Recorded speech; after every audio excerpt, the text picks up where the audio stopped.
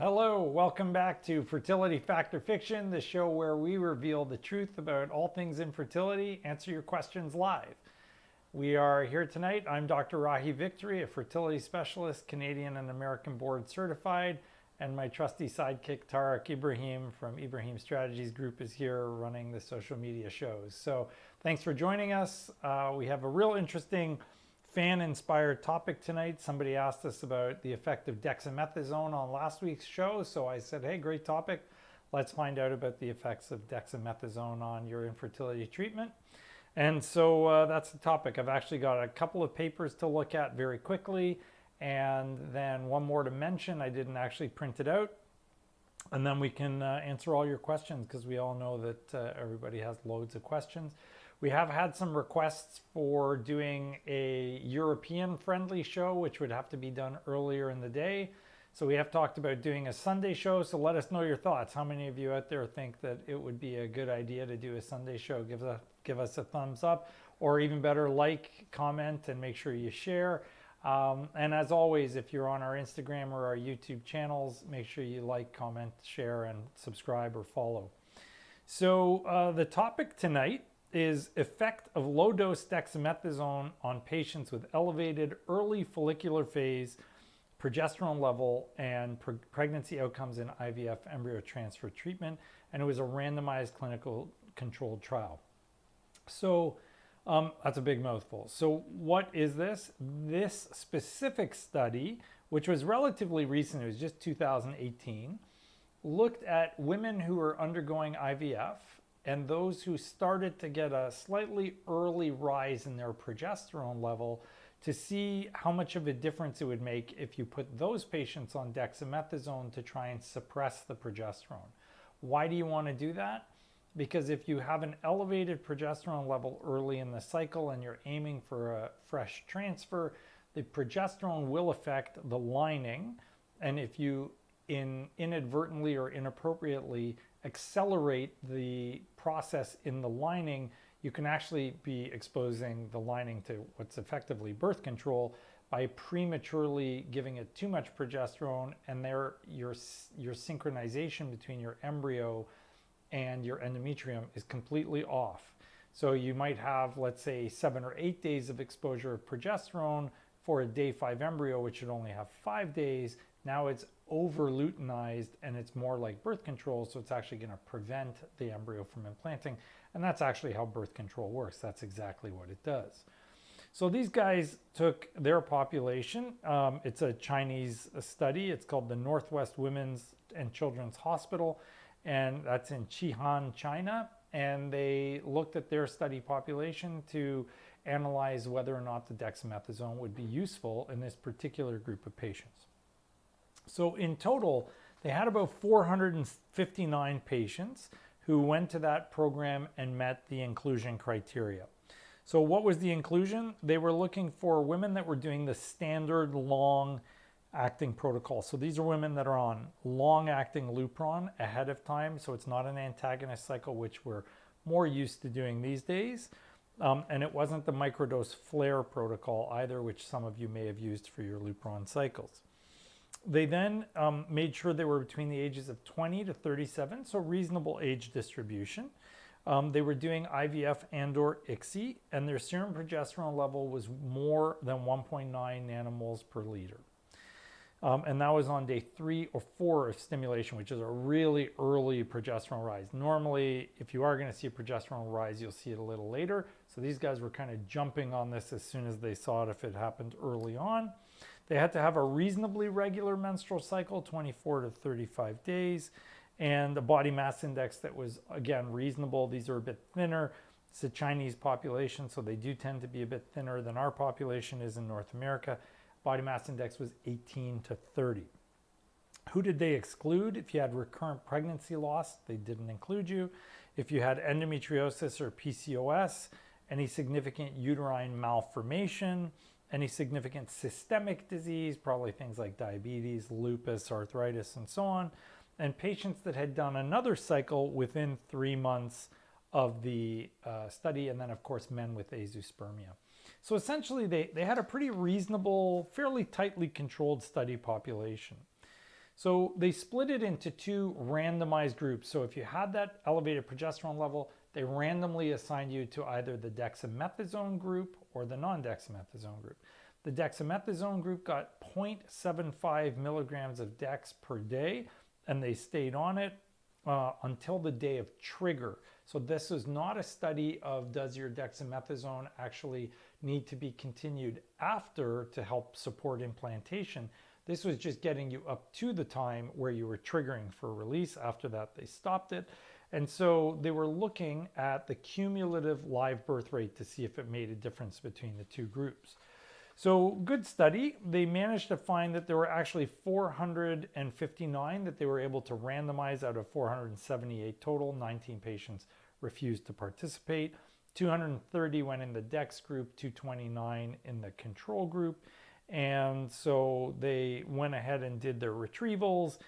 They found that 222 complied with the protocol in the DEX group, 219 in the control, which is actually exceptionally high. It's like a 95-96% compliance rate, which is really quite amazing. We can never get that kind of result in North America. And then they went through either fresh or frozen embryo transfers to see what the outcomes were.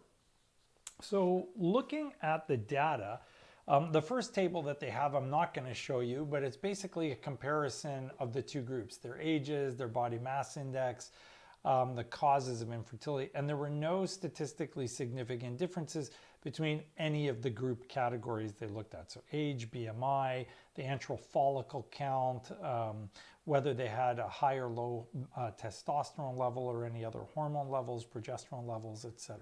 And it's right over here on my other side. It's over there. So that's table 2. So looking at table 2, which is up now, you can start to see the characteristics of the fresh cycles of all 459 patients, okay? So when they compared the total dose of gonadotropin, so the amount of injections you needed to use, the DEX group had about almost a 200 unit decline, almost the value of, half a gonal-F-pen or a full gonal-F-pen worth of meds that were needed. So if you're taking the DEX, you actually needed less medication to stimulate. Number 2, they noticed that the duration of stimulation was almost 1 day less. So 9.9 days in the DEX group, 10.66 in the control group. That's important because we know the shorter your duration, and we've presented this on the show going back almost a year and a half ago now, the better your outcome is, as long as it's not too short. But when you're in that range of sort of 9 to 12 days, you want to be shorter, not later, because you're going to get more robust egg quality. And again, less cost for your meds if you're using them for less days. Every other outcome that they checked was completely the same, except for obviously the progesterone levels on the day of trigger. It was lower in the group that was getting the dexamethasone. So they looked at top quality embryos, same. They looked at number of blastocysts and number of day 3 embryos, same. They looked at the clinical pregnancy rate. They looked at the early miscarriages, ectopic pregnancies, and the live deliveries per embryo transfer, which is not cumulative live birth. And it was all exactly the same. They had the same outcomes in every single category. So essentially the DEX did not harm anything. And they were showing that you used less drugs and were able to stimulate a little bit faster. So we'll go to table 3 next. I'm not sure if it's on my right or on my left. It's right down below me. So table 3 is kind of narrower, and this shows, as I said, that about 95 to 96% complied with the protocol.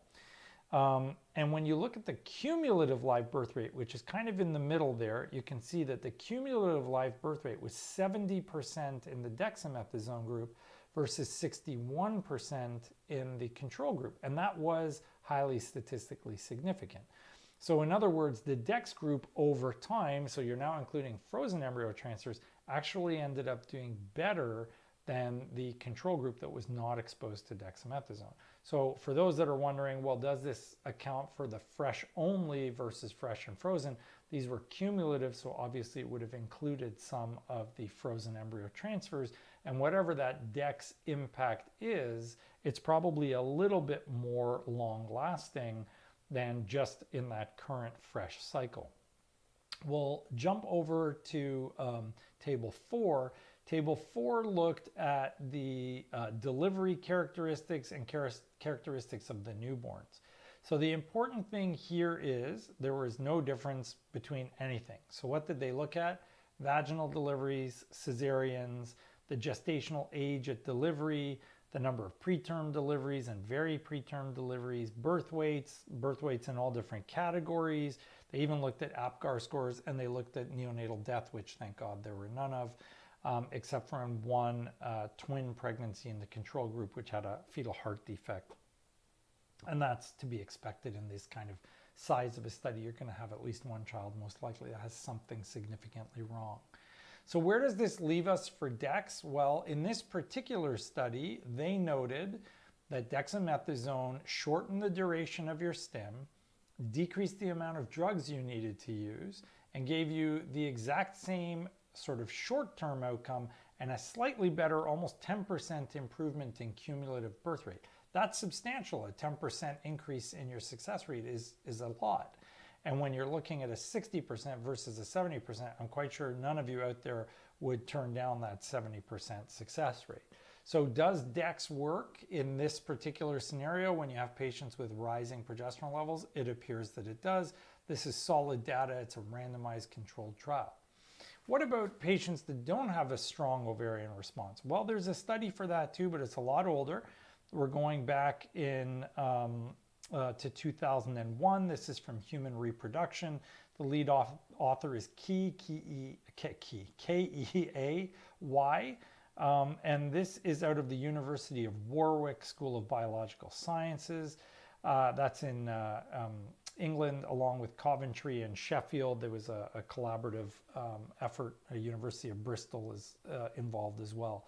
So they looked at whether or not the low-dose dexamethasone could augment your response to gonadotropins in patients that were poorer responders, and they wanted to see if you can improve the outcomes there.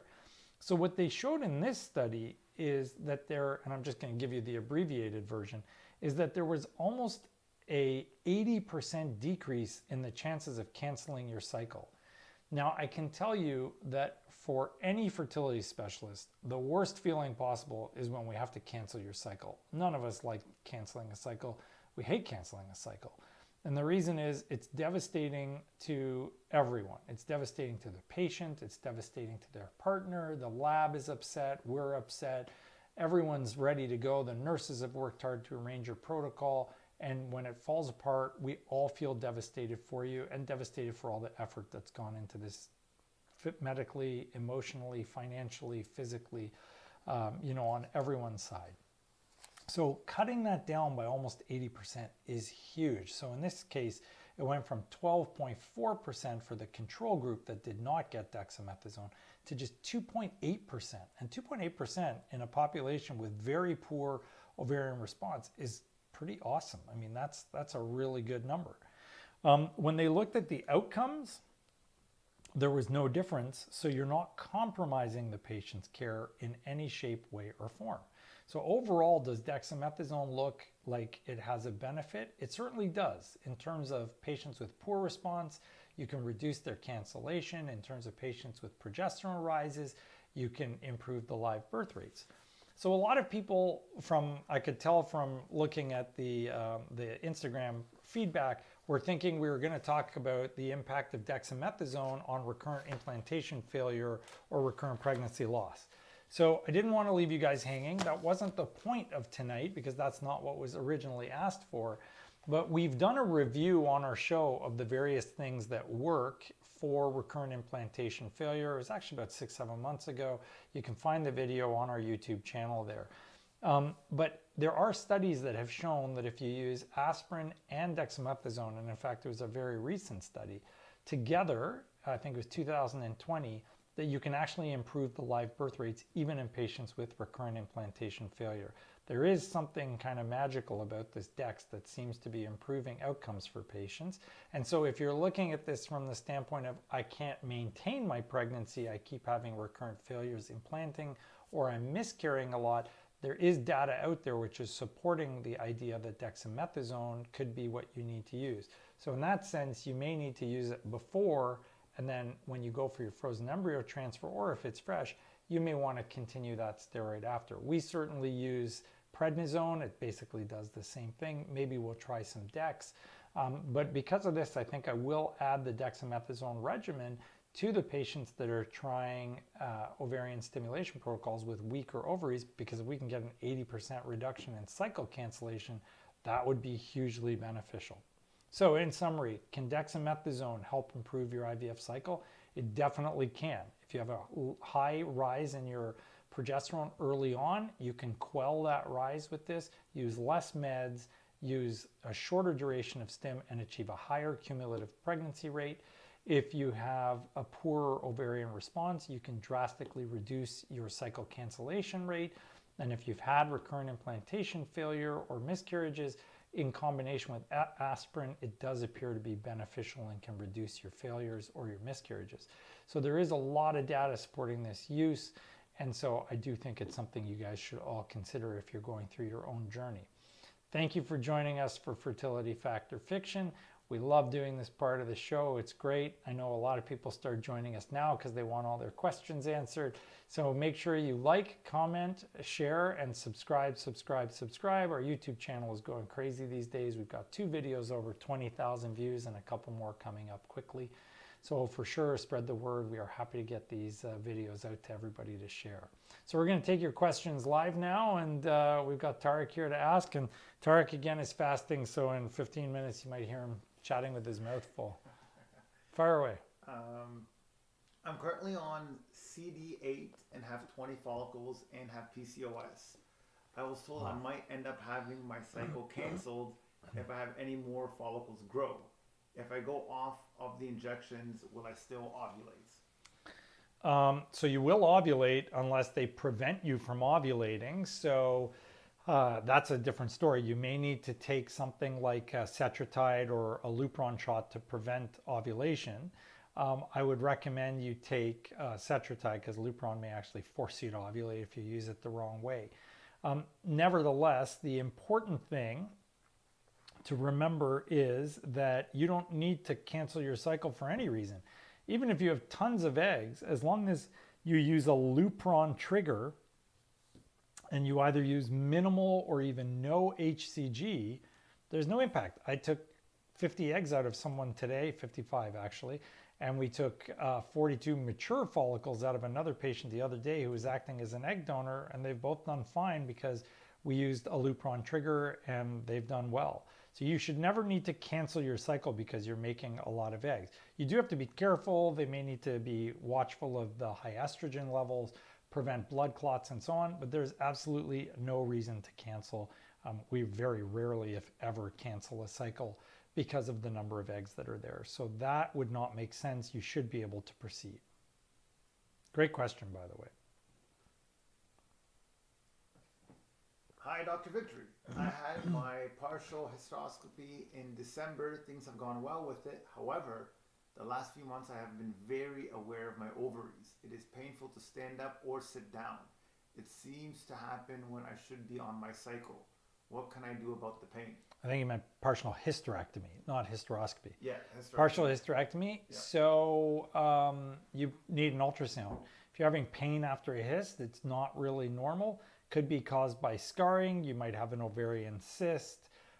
You need to be explored. So make sure you get seen and get an ultrasound, and they can tell you what's wrong from the ultrasound. If you're our patient, by all means, just call the office. We will be happy to see you again and check it out. It is possible to have pain after a hyst. It's something I warn everybody about. We can never guarantee the elimination of pain because pain is subjective, obviously. And you can get scarring after surgery. So a lot of people want to run in and do surgery, but surgery can have complications. So make sure you reach out if you're ours, and we will get things checked out. And if you belong to another physician, you're just asking us the question, then for sure make sure your physician is ordering an ultrasound, at least to start, and probably a pelvic exam to see where your tender spots are, why are they occurring, is there something we can do to treat it and get it better. Maybe you want to ask the people if Sunday works for them. since a lot of people are on. Yeah, so guys, now that you're watching for the questions, we have lots of European patients that want to watch and fans of the show, and they've asked us to do a Sunday show. So tell us what you think about doing like a Sunday afternoon. Make sure you comment and Sunday or Monday. and write down for a Sunday or Monday. So tell us you'd prefer to have the Monday nights like we do now, or whether or not you'd like to have a Sunday afternoon once in a while. It wouldn't be a regular thing because I'm sure it'll carve into everybody's family time, but maybe once a month we would do a Sunday show so our European colleagues can jump on with us as well. Let us know what you think. We'd love to hear from you. So throw up some hearts or likes or thumbs up and comment for sure. Make sure you say Sunday or Monday, and we'll check that out. Would you cancel a fertility treatment cycle because of a cyst? Possibly. It depends on A, what kind of cyst, and B, if it's hormonally active. If you have a hormonally active cyst, it'll mess up the cycle, so we have to cancel. If it's hormonally inactive, not necessarily. We can still go ahead, but if it's blocking access to your eggs, that's a different story altogether. Should you stay on dexamethanone after ovulation? I'm on it for PCOS for cycle day 3 to trigger. Yeah, there's some good evidence that Dex and PCOS actually is beneficial, so I would stay on it. There's quite a few studies in that. So yeah, if you have PCOS and they put you on Dex, that's actually a pretty cool idea and sometimes works really well. So stay on the Dex. Hi, Dr. Victor. We love your show. Very informative. Got a question for you. Just turned 40 last month. Okay, happy birthday.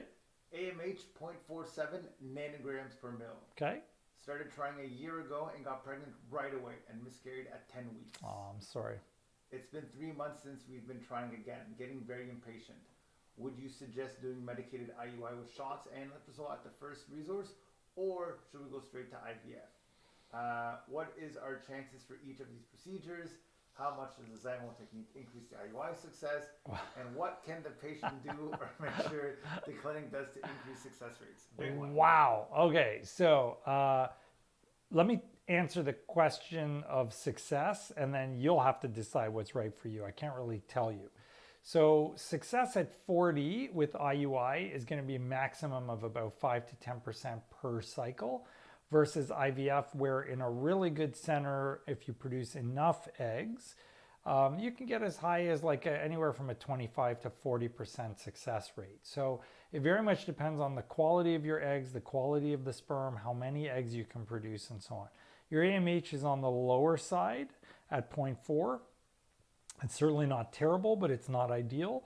So it's a balance. I mean, you are going to use up some time, valuable time, admittedly, trying IUI several months, which will save you a bundle of money, but may not get you the results you want. And now we've lost 3, maybe 6 months, and then you still have to do the IVF. So you have to kind of decide that part for yourself. In terms of Zymo, Zymo will help if the sperm is not great or if there's a lot of DNA fragmentation, because it screens out a lot of the sperm with the DNA fragmentation, so it can help in that regard. And then in terms of the things you can do, so all the stuff we talk about every show. So make sure your weight is low, make sure you're eating healthy, observe the Mediterranean diet, avoid any consumption or use of smoking, drinking, or drug use, including marijuana. Make sure you're having exercise, make sure you are de-stressed, see a naturopath, see a traditional Chinese medicine specialist. Make sure your vitamins are all as full to the brim as possible, in particular coenzyme Q10 and your vitamin D and your iron levels. They all need to be excellent to help support your ability to get pregnant. Folic acid, vitamin B12. So all of these things can make a difference, and there's data for all of that out there. Make sure you are doing everything possible to optimize your health and your partner's health going into this to give you the very best chance possible. Which one would I do? Well, if the cost was neutral, meaning you don't have to pay for it, of course, it's a no-brainer. You're going to get a much higher success rate with IVF. If cost is a factor, then you got to decide where that fits into your finances. I never push people into any treatment, so I'm hesitant to tell you jump into IVF, because you got to know what's right for you and your family, and understand that while IVF is wonderful and may be the solution for you guys, you may also put 10, 15, 20, maybe even more $1,000 into it, and it may not give you the answer you want. And now not only are you, sort of failed from the standpoint of trying to conceive, but you've also used a lot of your personal resources to do it, which adds to the blow. So make sure you think it through carefully, make a decision that's right for you guys. Don't let anyone in any clinic anywhere push you into treatment. Not here, not anywhere else. We certainly never do. I never push people into treatment. I always give you your options, but I know in other centers they do. You could ask the same question and they would tell you unhesitatingly it has to be IVF. That's simply not true. So make sure you make a decision that's right for you and your family. Is it on to do a Menopur only stim for IVF? Normally I see protocol with Gonal F as well, but my protocol is Menopur and Orgalutrin only. It depends on how high the dose is. Most people use a combination of recombinant to urinary because there's a study from, well, I shouldn't say most people. A lot of people use a combination of recombinant and urinary. Menopur is urinary, Gonal F is recombinant. So we mix them, and the reason for that is that there's a British study with a huge number of patients in it that demonstrated that the rate of aneuploidy, meaning genetically abnormal embryos, is lower when you have roughly a 54% recombinant to 46% urinary ratio. That's impossible to achieve, guys, so we just go 50-50. But if you're pure Menopur, you're getting pure urinary product. I don't do that. I mean, everybody's got their own protocols, but the science probably wouldn't support doing that, strictly speaking. So I would probably go with a mix. If you want to stay within the same family, Ferring has Brevel, which is recombinant, and Recavel, which I believe is also recombinant. Great products. They work very well. They're still from the same company, so that's a good approach to things as well. At what week do you take patients off progesterone and estrogen once they have a successful FET in the first trimester? Okay, so I'm horribly cruel. I wean people off the estrogen at 12 weeks, and I stop the shots at 12 weeks and keep them on progesterone until 36, although we cut the vaginal dose in half. So everybody's saying why. So number one, I don't think first trimester pregnancy should be messed with as much as humanly possible. It's a delicate time. Even micro changes can make a big difference. So we don't like to alter things in the first trimester. Number two, I keep patients on progesterone because whether everybody wants to admit it or not, IVF patients are higher risk. They may not be high risk, but they are higher risk, and they are at a higher risk of preterm labor and delivery. So progesterone has been shown to reduce the risks of preterm labor, and especially if you start it early enough, I really strongly believe that that's the case. We have an extremely low rate of preterm delivery in our practice because we put everybody on progesterone early. So I do recommend that it get used right through till you're past the preterm time. Good question. And I'm in the minority on this one, guys. Most other centers stop you as soon as you either have a positive preg test or a fetal heartbeat. Has there been any research, to your knowledge, regarding interactions with COVID vaccines and potential injections during labor, Rogham type B strep antibiotics? No, there's certainly no data on that whatsoever. I hope you guys caught my Instagram post from day before yesterday or last week, I can't remember now, where we posted about the impact of COVID infection on your risks if you are pregnant. The risks of a COVID infection to mom and baby are absolutely phenomenal. So the study that looked at this demonstrated a 22.3-fold increase. So just to clarify that, that is 2,130% above normal, okay, for fetal death. Or sorry, for maternal death, not fetal death, for maternal death if you contract COVID while you're pregnant. I mean, that is just terrifying to me. So if you are pregnant, you need to get vaccinated. Now, everybody's clamoring and asking which vaccine and which one should they use and which one's safe and which one isn't. Look, We don't know 100% for sure because there isn't enough data out there about safety for all of these. However, there are literally thousands and thousands, if not by now millions of women who are pregnant and have been vaccinated with Moderna and Pfizer. Would I get the AstraZeneca or the J&J? I personally wouldn't, and I try and tell my patients to avoid it if they're pregnant. In particular, if you have a personal clotting history. I just told someone today that they didn't need to get it.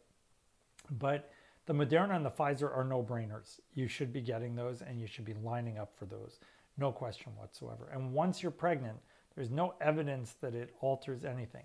I do tell my IVF patients to hold off a little bit, not because it's a biological thing where I think it's going to harm the pregnancy, but because if anything happens, you will forever feel that it was the vaccination that caused the problem. And I don't want people to say, oh God, why did I vaccinate? So holding off for a little bit and just being protective is perfectly reasonable. Get vaccinated right after. But for everybody else, natural pregnancy, it's fine. Go get vaccinated, guys. There's no harm or risk to this. And if you understood the biology of this, you would understand that it's low risk. I had a gentleman who kind of confronted me about the statistics in the study and said that they were ridiculous. And when I ran through it with him and explained how the vaccines work, he was actually very appreciative by the end of it and said, thank you so much for explaining this all to me. Now I understand better. So the biology of the vaccine cannot harm a baby. It is literally impossible. So don't get nervous about taking the COVID vaccine while you're pregnant. If it's Moderna or Pfizer, you are totally safe. The other ones, we just don't have data. I'm not saying it's unsafe. I'm just saying we don't have data yet, but it should be fine. The next question was asking, is there any reason why they shouldn't get the vaccine? But I think you... No, go get vaccinated, guys. Yeah. Okay. Hi, Dr. V. Any advice on how to get insurance to cover IVF? They were giving me trouble because I only had 2 miscarriages and they can't prove we've been trying for a year. So in Canada, we don't have insurance for IVF unless you've got Manulife. Everybody else is paying privately or lining up for this ridiculously long wait for government funding. If you're in the States, I don't really have a whole lot to offer you. I would recommend you to any of our US colleagues who are amazing women out there. Friends of mine, Nat Crawford, Ruhi, who I'm sure you've all seen on Instagram. Sasha Hackman, who is just finishing her fellowship in the near future. Dr. Laura Shine, all of those people out there can help you. Eve Feinberg, good friend of mine at Northwestern. These are all amazing, amazing, talented physicians that would be happy to help you out and guide you. So if you're in the States, reach out to them. They'll be able to give you advice. You don't necessarily need IVF if you've had miscarriages per se. But if there's a time crunch or you're having trouble getting pregnant again after previous miscarriages, for sure, go get checked out and see what the story is and find out who can help you and how.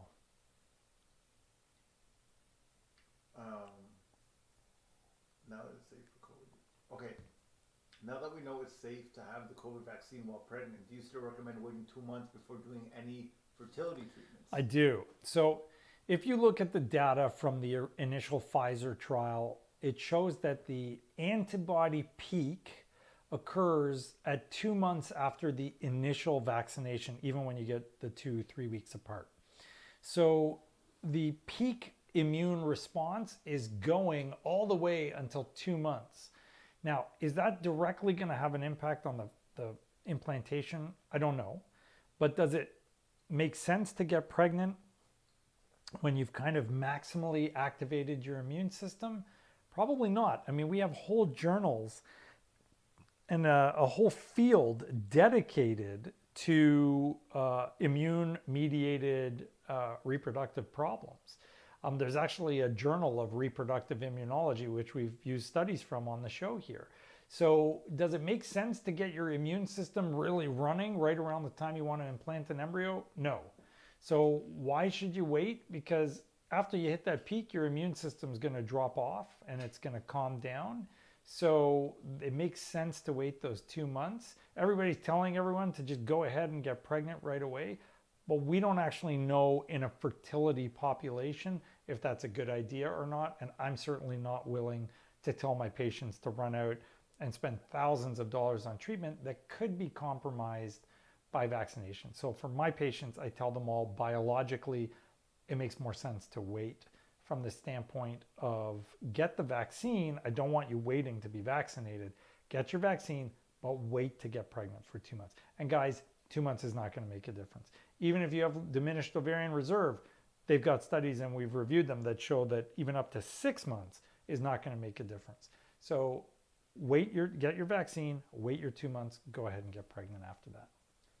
Hi, Dr. Victory. I'm in the first IVF now, and I'm wondering what kind of protocol I have. I have a low AMH of 99.99. Yeah. And I'm 37. I'm on Clomid 100 milligrams once daily and Follitism 350 IU at nights. Okay. Tomorrow I go for my first scan to check progress on treatment day 5. So you're on a reasonably common protocol for patients who are less than ideal responders or poor responders. So we often will give Clomid first and then throw you onto the injectables as well at the same time, with the idea being that the Clomid will kind of potentiate the responsiveness of the ovaries to the follistim and help make it all work better. There are a million different protocols for poor responders. They have all been tried. They have all been compared. There is absolutely not a shred of evidence anywhere that any of them are any better than anything else. So that protocol is totally reasonable. It's a very rational approach to things. It's being tried and tested for literally probably 30, 40 years. There is no reason why you can't stay on that protocol. I don't use it, but that doesn't mean that it's not usable. You just have to look at what works for your body. Yeah. Tarek's smiling, so I know I got to expect something here. Hi. You mentioned you were a spiritual religious person. Is it too personal? What is your religion and why you got started in fertility? A little background, please. You are super knowledgeable. Not too personal at all. I am a member of the Baha'i faith and I am very devout. And we believe that medicine is a calling and that you are here to serve humanity. So I take that job very seriously. I respect all people from all walks of life. We treat everybody the same, regardless of your background, your culture, your sexual orientation. It makes no difference to us. We treat everybody with the same respect, kindness, love, and empathy and compassion. And we work hard for every single individual or couple to make it work. And that's my job, and I'm at it 24/7, and I never complain about it. I actually walked over to my office manager and our front desk today and told them how much I love this place. Even when it's crazy and it's busy, I still love it. I love getting the chance to help people. That's the way I was raised. That's what I was taught to do. So that's who I am, I guess. And this was a great opportunity to reach out and touch a huge number of lives doing something I love and being able to create something amazing out of it, families. It's a wonderful, wonderful, rewarding, incredible opportunity. And I love it. I get to do research, I get to do surgery, I get to do IVF, I do fertility procedures. I'm very fluid with ultrasound. I'm on this show now. We've got this whole social media thing. There isn't a lot of downtime, I will admit that, but I don't think God's asking me at least to take a lot of downtime. He wants me to serve, so I serve. I hope that's a reasonable answer. Hi, Dr. V. I have stage 3 endo and I have had a failed IVF cycle with no embryos. My FS is pushing for a 4-month Lupron protocol prior to my next egg retrieval, followed by a fresh transfer. What are your thoughts? Yeah, that's been proven to not work. So they had a study 3 months ago which demonstrated that taking Lupron prior to IVF was not beneficial. So stage 3 endo, I would recommend surgery for sure, as long as you have an amazing surgeon doing it, because stage 3 endo is not easy. And then Visan has been proven to be beneficial, and you can take that for 3 months, and we reviewed that on the show. So you can use Visan if you're in Canada. If you're in the States, unfortunately, you don't have access to it. And Krista, if you're watching, I'm going to send that to you next week. If you are trying with endo and you can't get the surgery, or you do get the surgery, the sequence should be this normally, or ideally. Do your IVF and make your embryos with no Lupron or anything. You can use Visan if you have access to it. So then you do your IVF, you make your embryos, and ideally either pre or after the retrieval, you do surgery to eliminate as much of the endo as possible. Then you need letrozole and Lupron for 3 to 6 months, because there's a good study that showed that in unexplained infertility cases, many of which were probably related to endo, there was a significant improvement in success when you're on Lupron and letrozole for 3 to 6 months. So you take your Lupron and letrozole for 3 to 6 months, and then you do your embryo transfer, ideally as naturally as possible with as little estrogen as possible. You should also be doing naturopathy. You should probably see a traditional Chinese medicine specialist. You got to eat very, very healthy, mostly very fresh organic foods. I am a big believer in a holistic approach to fertility care. You need to make sure that you're taking the supplements that will help you: NAC, turmeric, coenzyme Q10, all of which have endo benefits. So do everything you possibly can. You usually get a very good outcome. I have had loads of patients, where we operated on them because I do the surgery myself, and they actually get pregnant before they need the IVF, like the next month after we've done the surgery. So there are all sorts of options for you.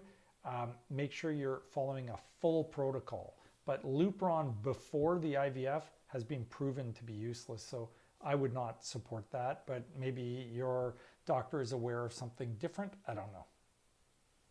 What daily dose of Prometrium vaginal suppository do you recommend for the first trimester?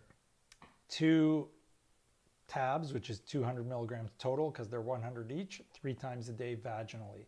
Don't take it orally. It only absorbs about 10%, and it makes you very sleepy.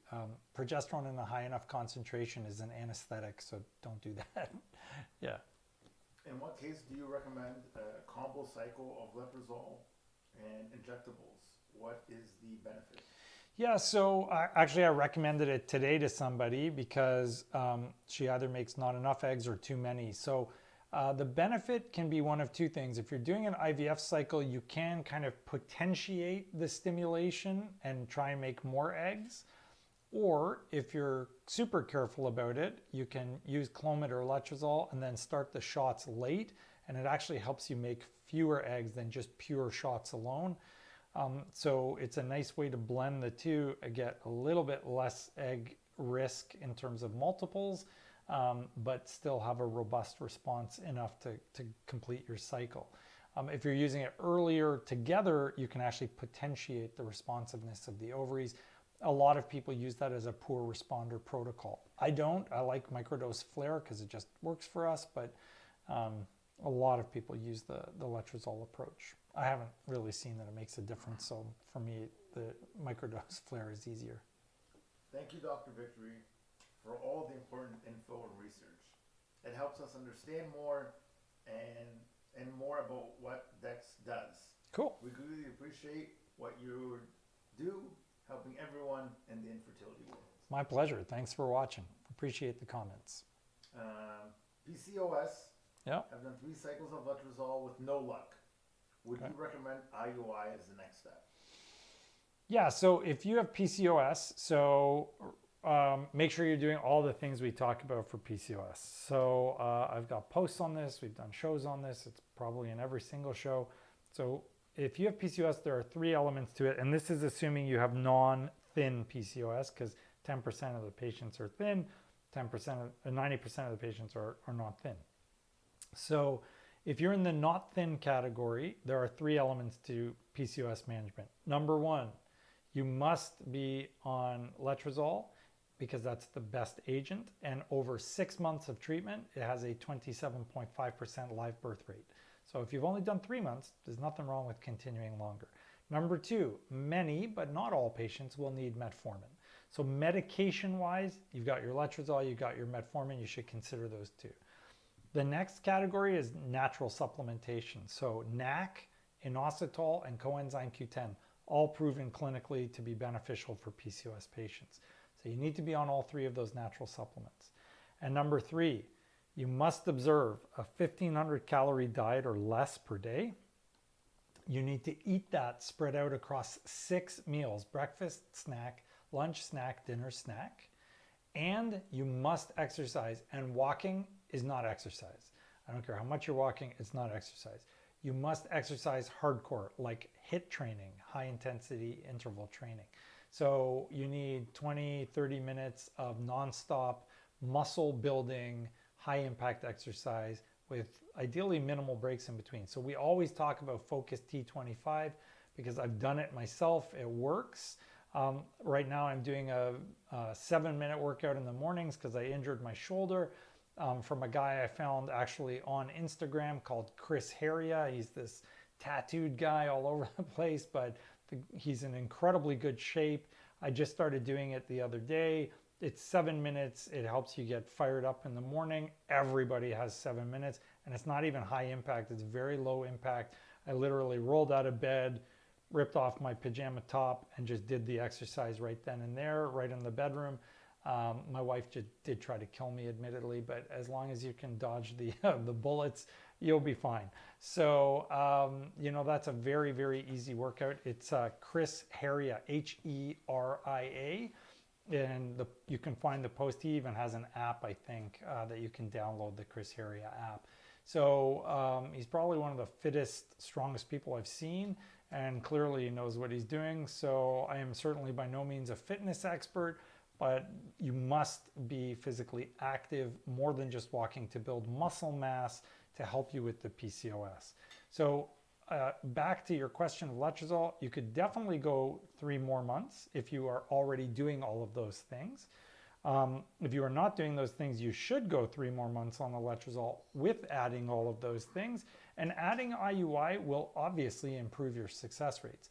So, letrozole with IUI, usually in a PCOS patient, will get you anywhere from about 10 to 15% success per cycle. And if you do just letrozole alone, the New England Journal study, which compared head-to-head with Clomid, showed 27.5% for 6 months of use. So you're definitely going to see a substantial increase per try. So those are the options for you. Poor Tarek is eating and discussing with us nonstop. So big round of applause for Tarek. Tarek, we love you, buddy. Can you please share the author year of the birth study about recombinant versus urinary gonadotrophin ratios? Oh, Thank you. I will have to find it. I will dig it up and see if I can post it for you guys. It was a long time ago when I saw that, so I don't remember it off the top of my head, but I will find it for you. When I was walking, I accidentally clicked out of Instagram, so Instagram questions need to be re-asked. So Tarek made a boo-boo and clicked out of Instagram. So if you ask your questions on Instagram, please ask them again, because we'll give you a few extra minutes because we washed out of those questions, guys. Sorry about that. See what hunger will do to a man? Never happens. Yeah. Okay. Oh, somebody said Sunday episodes, a couple people. Oh, cool. All right. Well, maybe we'll do a Sunday. I'll have to drag Tarek kicking and screaming in here, but that's okay. We can do it. Yeah. I got a stronger car. Yeah, that's right. That's right. Which antibiotic and probiotic do you recommend for an FET protocol? And what is the best timing for when to stop and start taking them? Yeah, so we do it right at the start of the cycle. We use Z-Pak, and then with our pharmacist, we decided to use one called Flora for the probiotic. So azithromycin, which is the Z-Pak, and then we use the probiotic called Flora, and you can find it all over the web. Do you think it's necessary to do a DHEA and testosterone looking for answers to recurrent implantation failure and poor embryo quality? Neither of those are going to help you with embryo quality. In fact, DHEA has been proven not to improve embryo quality. So, and neither does testosterone. All they supposedly do is make you make more eggs. There's one study that shows that testosterone increases live birth, but it's only one study, kind of sketchy. I do use testosterone priming, but it's just to make people make more eggs. It is not for improving your embryo quality or recurrent implantation failure at all. So neither of those are going to be beneficial there. If you're having recurrent implantation failure, you either need to see a reproductive endocrinologist that is skilled in dealing with recurrent implantation failure and isn't just going to keep doing the same thing over and over again, which is charge you a lot of money to do the same thing over and over again, or see somebody that is a reproductive immunologist. My good friends Chloe Romain and Fred Zaneku in Toronto, brilliant people, highly specialized, highly skilled. When I'm running into trouble, those are the people I turn to. So, and I'm completely not ashamed to say that. I think we are better functioning as a team and reaching out to people for help than we are without it. So yeah, absolutely reach out to people and get the help you need. See a reproductive immunologist if you think it merits that, or make sure your reproductive endocrinologist knows what they're doing. I mean, I explore every single thing I can with my patients, including treatments, before I send them off to someone, unless I'm pretty convinced that I've explored everything already or there's clearly something wrong that needs a reproductive immunologist. I live in Toronto. I have our first appointment with you coming up. How does it work if we need to do IUI or IVF with you? Yeah, no problem. So I work with clinics in Toronto. We can take care of you from there. I have loads of patients that are being monitored, treated, cycled. I mean, IUI is simple. It's traditionally done by the nurses. So I'll be making your decisions. You'll go through your monitoring there. That's not a problem at all. And if it's IVF, I always, or usually anyways, come down to do the retrievals myself. And do the transfers myself as well. So it's not a problem at all. Monitoring obviously is not done by us. You have technicians like ultrasonographers and laboratory technicians and phlebotomists that are doing your blood draws, running the labs, doing the ultrasounds. I interpret it, which is really my main role, and then I show up for the technical parts. So it's really not an issue at all. We have loads of patients from Toronto. And loads of patients from all over the world, actually. Right now, probably 30% of our patients are from Europe. So we've really grown quite quickly and are doing our best to service everyone, regardless of where they're coming from. Should I continue or stop taking ubiquinol, baby aspirin, melatonin after IUI, or better to stop? Continue. So melatonin is great. There's no hassle and it'll help you sleep better. Baby aspirin, definitely beneficial throughout the whole pregnancy. And CQ10 has no damage or bad side effects or anything like that. You can stay on it. Do you recommend acupuncture for the first trimester? Yeah, so I don't know about first trimester leading up to conception. It's probably beneficial. If it de-stresses you, it is likely not beneficial, and I guess in theory potentially harmful if it does stress you. So if it's not bothering you at all, yeah, go for it. There's no reason why you shouldn't do it. If it is making you cringe and you don't like that sensation of getting the needle stuck into you, well then don't do it, because the strain and the stress of you feeling like it's bothering you is probably worse than any benefit potential from the acupuncture. Is day 6 frozen blast better to transfer day 5 or day 6? So we reviewed this on the show. I think it was one of our more popular ones. What's that one called? Day 6 or day 7? It says 6 or 7 days of progesterone on it, because you're actually transferring on the 6th day after you've completed 5 days of progesterone, or on the 7th day after you've completed 6 days of progesterone. So you'll see the video on YouTube. And that one demonstrates that if you have a day 6 embryo, you have a lower miscarriage rate if you transfer your day 6 embryo after 6 days completed of progesterone. So that's what we do. Is it normal to cramp after the trigger shot? Keep thinking I'm ovulating. Right after, probably not, unless you were ovulating at that time anyways. But you should start cramping after you start releasing the eggs. So if it's 36 hours after, yes, that's normal. 36, 40, 42, anytime in there. sometimes a little bit earlier. But if it was right after you took your trigger shot, you're probably naturally releasing earlier than you had anticipated. Should everyone be taking estrogen injections in the first trimester? If so, how much? Injections? No, we don't use estrogen injections. And in the first trimester, I do. I am in the minority. I like to clarify that most people do not continue estrogen once they get a positive preg test even. I just don't like disturbing those little critters because they worked hard to get there and stick there, and I don't want to rob them of everything they've gotten used to. Homeostasis, which is like the body's balance, is obviously critical. Disrupting it by sending waves of estrogen or progesterone up and down and that kind of thing just seems kind of harsh to me. So I like everything nice and balanced, and then you can wean them down once the pregnancy is fully established, producing its own hormones from the placenta, which is really around the 10 to 12 week mark. So that's why I continue it till then. What about estrogen priming for IVF poor responders? Yeah, so listen, estrogen priming is fine. Testosterone priming is being tried, estrogen priming, letrozole, Clomid, microdose flare, human growth hormone. I'm sure I'm missing a bunch of them in there. The combinations of the letrozoles and the Clomids with the shots, low dose approaches, high dose approaches, antagonist protocols, they're all the same, guys. None of them make any difference. The only one I've ever seen that showed that it had a slight increase in live birth was testosterone priming. And that, like I said earlier in the show, that was only one study. I don't know that I would make my decisions all based on one study, but I do use it because it made sense. And we do see a small benefit when we use it in our own practice. Do fertility treatments in any way increase the chance of mono twins, or is it strictly just a fluke?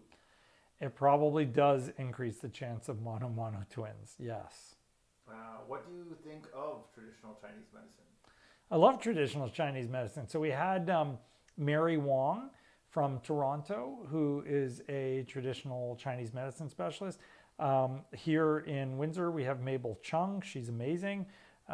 So yeah, I mean, I wouldn't hesitate. Our naturopath practices some of that stuff, especially the acupuncture. We're just hooking up with one in Sarnia as well.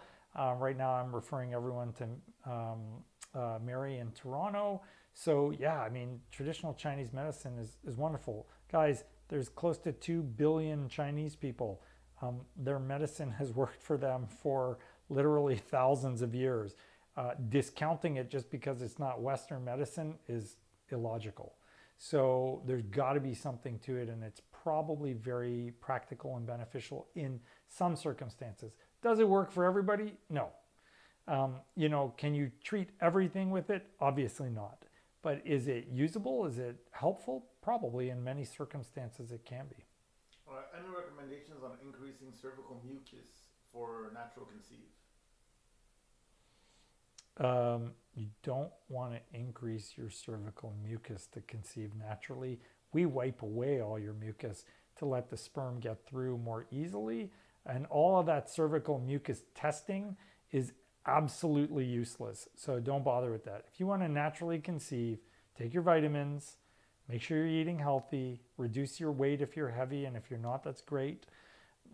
Make sure you're staying on the healthiest possible diet, and have sex every 2 days.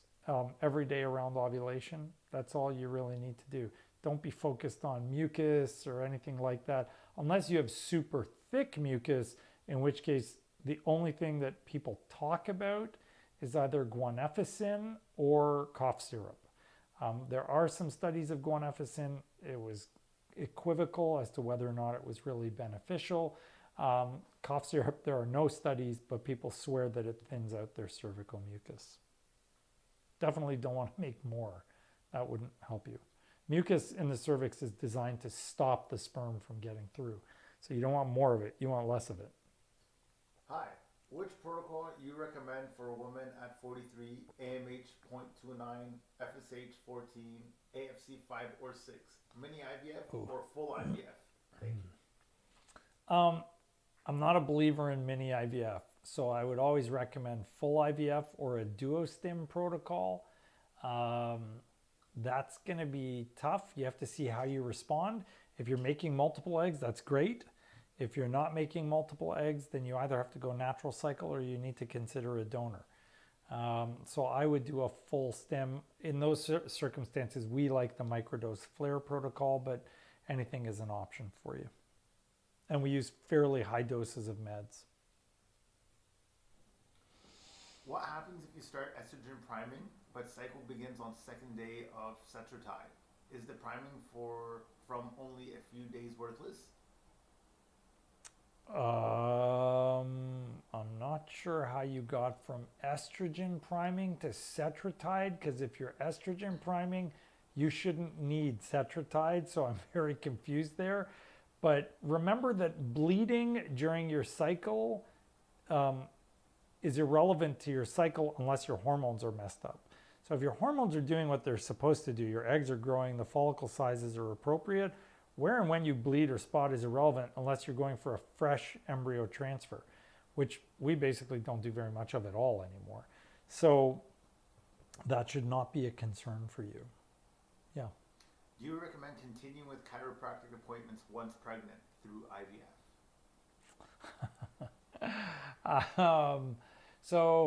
There are two breeds of chiropractors. The ones that think that they can manipulate your baby and your uterus, and the ones that just stick to, clicking and breaking and realigning your joints and your spine and your shoulder and your hips and so on. So I always say the same thing, because I've had the experience where people have told me that the chiropractor tried to vert the baby. Version is when you rotate a baby from breech to vertex. So that should be illegal because it's actually risky for mom and for baby. So if your chiropractor is going to work on your front from here to here, don't go to that chiropractor. If your chiropractor is working on your neck or your back or your arms or your legs, yeah, sure, no problem. But don't be letting anybody touch your uterus while you're pregnant, please. I beg you. With PCOS, you are recommending HIIT training, not just walking. What do you recommend for people who are in a lot of pain? Swim. Easy. Swim. Find a swimming pool indoor, if it's open, of course, during COVID, and swim. And if you have to, get the biggest tub you can get, or buy one of those inflatable jacuzzis. I think they're you can probably buy them now for a couple $100 somewhere. Fill it with some warm water, hang on to the edge and paddle. It's painless. You're floating. There's no pain associated with it. There's no excuses. You can do it in your basement. So just swim. Swimming has no pressure on your spine or your joints. It's easy to do. It is fantastic weight loss. It's actually probably the best way to lose weight. It's even better than HIIT training because you're cold in the water if you use colder water, or you're in a cooler swimming pool, and your body actually has to use energy just to keep you warm. So not only are you burning calories exercising when swimming, if you've ever seen any swimmers, they're all very well-built people. It's also burning off calories because your body's using extra energy resources just to keep you warm. Hands down, the most amazing person and doctor out there. Generally cares for everyone as if they are family. Going on 8 years of trying, most of that with OFC, and I can't say enough good things about this guy. If you are looking for the right doctor, look no further. That's for you. Well, thank you. I appreciate that. That's very, very kind of you. Very, very kind. Thank you. You know what? We love doing this. Tarek and I love helping people, so we're here to help, guys.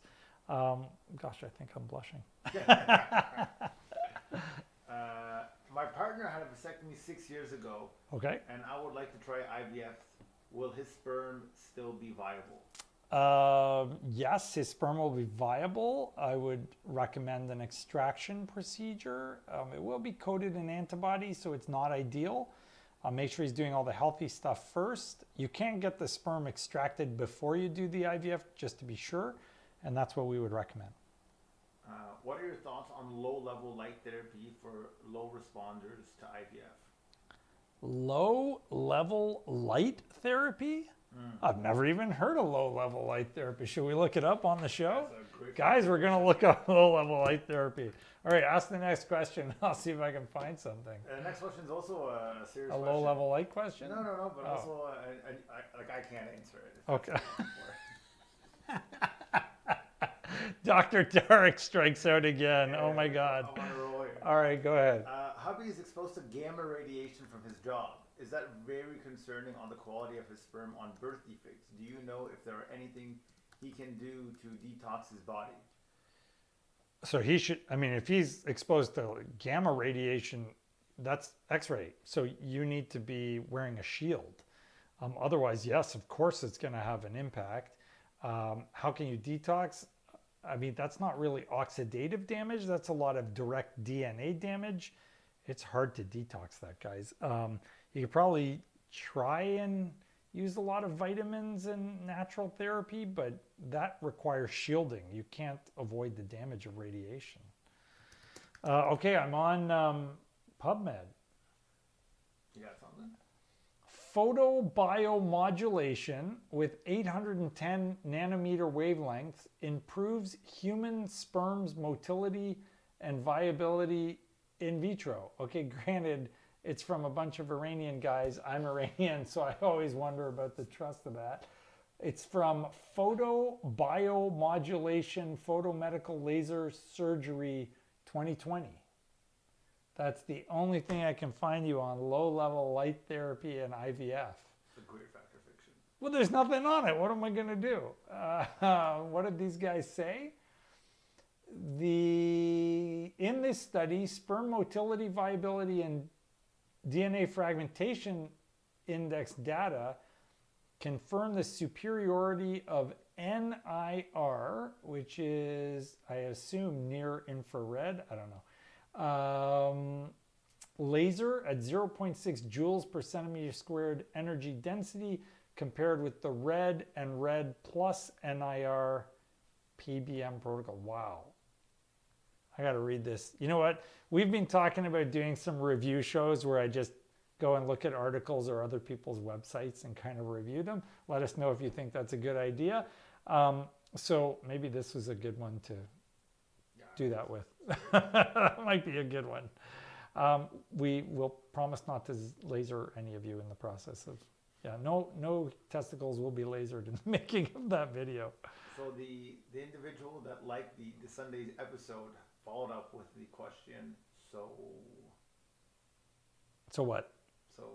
So Sundays. So which Sundays? Yeah, she's looking for some Sunday. Oh, I don't know, whenever you're free, man, you tell me. It's all on Tarek, guys. Tarek will let us know. I think I'm free this Sunday. I'm obviously not going anywhere. Well, maybe this Sunday we'll try. We'll let you know. Okay. Yeah, okay. That's good here. We've never looked anything up in the middle of the show before. Okay, we're winding down. I'm cleared on Instagram from what I can see. Okay. Unless I magically clicked out by accident. So ask anyone to throw a question. Anybody else with any other questions? If you have a last minute question, we'll be happy to answer. Otherwise, we'll wind down the show. Is it safe to have COVID vaccine 6 weeks after the transfer? This is not in there now. Wait 2 more weeks, but yeah. Okay. Is that it? Seems like that's it. Cool. All right. Wow. I think it's been forever since we actually managed to answer everybody's questions. So thank you for joining us. Great show. Good topics. We got to look something up. I never knew that people were lasering men's testicles to try and improve sperm motility. So I hope you guys have a great day. Stay safe, stay well. If you have any questions, never hesitate to reach out to us. info@drvictory.com. We will be happy to help you, and let us know if there's anything else we can do. Like, comment, share. We want to know what you guys think about the program, how we can make it better. So, and subscribe. Take care, guys. Have a great night. We'll see you again next week. Fertility Factor Fiction.